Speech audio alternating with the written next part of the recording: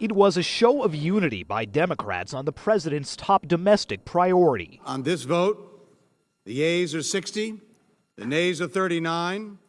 3/5 of the senators duly chosen and sworn having voted in the affirmative, the motion is agreed to. The massive health care bill has cleared a major Senate hurdle and now heads to the floor for debate. It is time for us to reform health care once and for all. Ms. Klobuchar. In a rare weekend session, Democrats narrowly gained the 60-vote majority needed to fight off Republicans who said Americans don't want a bill that does more harm than good. This bill does worse than nothing. Despite the late Saturday drama, all doubt was erased midway through the day-long session when the last two Democratic holdouts said they'd support the debate despite big issues with the bill itself. It is clear to me that doing nothing is not an option.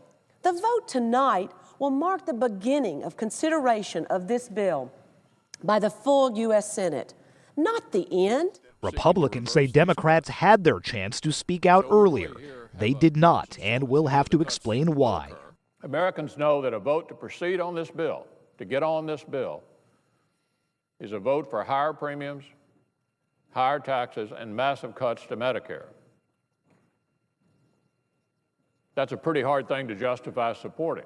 Democrats accuse the GOP of trying to stifle discussion of historic importance. Imagine if instead of debating whether to abolish slavery, instead of debating whether giving women and minorities the right to vote, those who disagreed were muted, discussion was killed, there would be no vote. The White House says the president was gratified by the vote, which it says brings the nation one step closer to reform. Lawmakers now head home for Thanksgiving, and what awaits in the weeks ahead?